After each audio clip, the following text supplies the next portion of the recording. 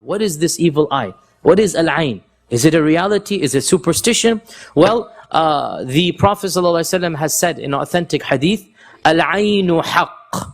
Al-aynu haqq. That the evil eye is true. Al-aynu haqq. The evil eye is true. And this story of Yaqub as well proves it, that there is a reason why he does not want his 11 children to enter together. Why? All of these are sons. And for one man to have 11 sons is a big blessing and honor, especially at that time. Especially at that time when sons are of great value. So these are all full brothers. Not only that, they are all the children of Yaqub, and they're all very handsome. Right? Yeah, they're all very handsome, and they're all from a foreign race. That is a race of the Bani Israel. It's a new race now. The race is just starting now, the Bani Israel, right? The Israel is Yaqub. So this is a new race that is starting, a new ethnicity. And they are, mashallah, young, powerful, strong men. Who's not going to get jealous amongst the people of Egypt when they find this new race and they're all speaking a language, looking different, dressing differently? So he's worried about Ayn. What exactly is Ayn? There's only like 5 or 6 hadith about Ayn. And there's indirect references in the Quran to Ayn. And put together, we as Ahlus Sunnah wal Jama'ah believe that there is a reality called Ayn. Some of the progressives or modernists, they don't like anything that their mind doesn't understand, so they deny it. But Ayn seems to be very true and real from the Quran and from the Sunnah. As from the Quran, we have a clear verse in the Quran that we seek refuge وَمِن شَرِّ حَاسِدٍ إِذَا حَسَدٍ, right? And if the hasad of the hasid had no effect, why should we care about seeking Allah's refuge in it? Let me repeat. The very fact that we seek Allah's refuge from the evil of the hasid when he has hasad shows us that when a person is jealous, hasad means a burning jealousy. When a person is jealous, there is an evil that will affect. So what is al-ayn? Al-ayn is the negative consequences of jealousy. The negative consequences of jealousy. And it is called ayn from the eyes. Because the number one reason to get jealous is when you look at something. But ayn has nothing to do with the eyes. Because you can hear about something and get jealous. You don't have to necessarily look at it. It's not like an invisible Superman beam of ray that comes out, right? This is not al-ayn, okay? Al-ayn is the feeling of the heart. Al-ayn is a burning jealousy. And it has to be a burning jealousy. This is a jealousy that only an evil person allows this jealousy to go unchecked. Because the Prophet ﷺ said that jealousy destroys good deeds, like a fire destroys twigs, or like that herb destroys honey. I forgot the herb, but some type of herb destroys honey. It makes it corrupt, right? So jealousy destroys hasanat. The mu'min will never allow the jealousy to go unchecked. Because jealousy is a filthy feeling. That even when you feel jealous, you feel filthy. Why am I feeling like this? Jealousy is a filthy feeling. And it's only the evil person who allows jealousy to go unchecked. And what happens when you allow jealousy to go unchecked? Somehow, it causes an effect on the object of jealousy. How? Scholars have differed. As I said, the evidences are very little about ayn. But one hadith seems to suggest that jealousy empowers shaitan.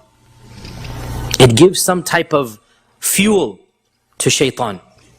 And shaitan can then use that, because shaitan wants to harm.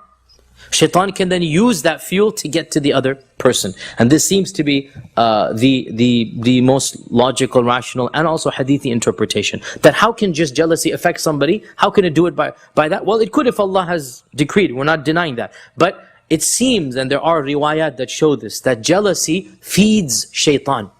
And the jinn, basically, when I say shaitan, I mean the jinn, the evil shaitan, the evil jinn, the shayateen. And when you have so much jealousy, then you basically empower some of the jinns to go and harm the other person. It gives them the motivation, it gives them the fuel they need to go and harm the other person. So, the Prophet ﷺ, in an authentic hadith in Sahih Bukhari, and this is one of the most authentic hadith about ayn, he would seek refuge in Allah from the ayn. He would seek refuge in Allah from the ayn. This hadith is in Bukhari. And so he would say, and the dua is in Bukhari, Allahumma inni a'udhu bi kalimati Allahi tam I seek refuge in the perfect speech of Allah. من كل شيطان وهام. From every shaitan and from every creature that harms. Hamma is like a scorpion, a snake, right?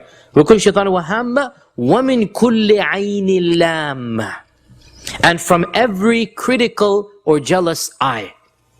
Once again the hadith, Allahumma inni a'udhu bi kalimati Allahi tamma min kulli shaytanin wa hamma wa min kulli aynin lamma. So three things are being sought refuge in.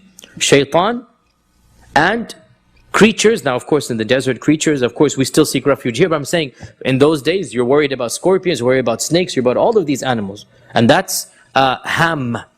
And وَمِن كُلِّ عَيْنِ اللَّامَّ. And from every ayn that will criticize, that will be jealous. So the Prophet ﷺ is seeking refuge in al-ayn. And in a hadith in Abu Dawud and Ahmad, in Imam Ahmad's Musnad, he said, al-aynu haqq. Ayn is true, it's a reality. So I think two words, there's a hadith, al-aynu haqq.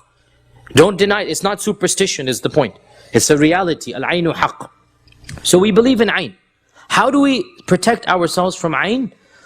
Again, this is a different topic, but it is important. So four things. Four things to protect ourselves from ayn. The first one I've already mentioned. What is that? Dua. Dua.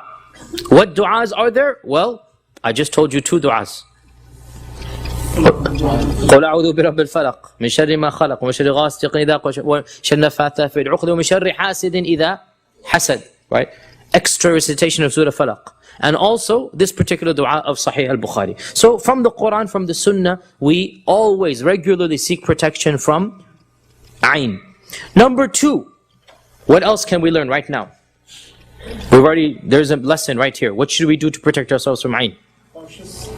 Don't be flashy. Right? Don't be flashy. Don't want to show off what Allah has blessed you with. Be cautious. No point. You're going to cause yourself harm. The mu'min is not to show off, right? Now the mu'min might have a lot of blessings. 11 sons are blessings, right? If you have wealth, alhamdulillah, live the lifestyle that's halal, alhamdulillah. But there's no point flaunting it, right? There's no point making people feel jealous of it. When you do so, not only if you do it intentionally, you are under sin, right? If you do it intentionally, you are sinful. And whether you do it intentionally or not, you will bring about people's jealousy. And there's no point doing that. So the second thing is to take reasonable precautions. Now, even though, of course, taking reasonable precautions will not guarantee protection from ayn. Because even Yaqub says, وَلَا أُغْنِعَكُمْ مِنَ اللَّهِ شَيْءٍ. This is not going to protect you against Allah. I do what I can, but it's not going to protect you completely. The third thing is that if you yourself feel jealous, if you yourself feel the beginnings of jealousy, get rid of that jealousy by making dua upon the one whom you feel jealous for. And the best dua that the scholars say is MashaAllah, Tabarakallah. Right? And the evidence for this is Surah Al-Kahf and the people of the two gardens. وَلَوْلَا إِذْ دَخَلْتَ جَنَّتَكَ قُلْتَ مَا شَاءَ اللَّهُ لَا قُوَّةَ إِلَّا بِاللَّهِ. Right? That the evidence that they say from this is Surah Al-Kahf. That don't, now this man, he was feeling ujub, not ayn, but nonetheless it's the parallel, it's the companion. He's feeling proud. He's feeling, oh, mashallah, I got all of this stuff, man, it's all mine. No, don't say it's all mine. MashaAllahu la quwwata illa billah. Take it, give it back to Allah. Right? La quwwata illa billah. So when we feel jealous, and subhanallah, who amongst us cannot have some fleeting jealousy? We see somebody, mashallah, wealthy, or driving that fancy car, or living in that mansion, right? Or primarily for the sisters, it's about beauty, that's what they get jealous for, right? They say, or a good marriage as well, somebody who's happily married. And it's something, human nature, that a fleeting emotion runs by your heart. The mu'min seeks refuge, kills that. And if it doesn't go away, MashaAllah, MashaAllah, la quwwata illa billah. Make dua for the person. And the scholars say, by the way, the scholars say that whoever causes ayn will be accountable on the Day of Judgment. Because you allowed the hasad to grow, right? And the Prophet ﷺ said that hasad eats up your good deeds if you let it growing. So don't think that just because you have ayn, it's just a feeling in the heart. No. Some feelings of the heart are accountable by Allah, and this is one of them. I'm going into the tangent of ayn because I know it's something everybody has questions about, and you rarely hear people talking about it. So I'm going a little bit of a tangent. I know this was intentional. It's not one of my unintended tangents about this topic. So al-ayn, as we said, the person who has it will be sinful on the Day of Judgment, because he allowed the jealousy to grow. And generally speaking, fleeting jealousy does not cause ayn. It is sustained jealousy. It is jealousy that grows days and months and years. And wallahi, only a filthy heart can allow this jealousy to grow. Only a filthy heart.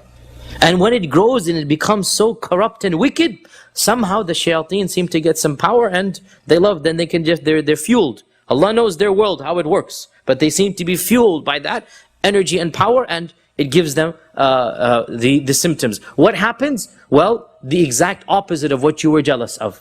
Of what caused the jealousy. So, if a person is beautiful and others get jealous of her, then she might start having blemishes, warts, spots on her face, right? Or the fancy car, you're driving your fancy, let's say Jaguar or something, right? You're zooming through the streets and all the men are getting jealous of a car. So childish, but anyway, so they're getting jealous of the fancy car going there. It might get into an accident, might get into a serious problem, completely totaled because of the hasad, because of the ayn. So whatever was the cause of that jealousy, it will impact and harm it. So much so that according to one hadith, the Prophet ﷺ said, hasad and ayn can even cause a man to go to the grave, can even cause death.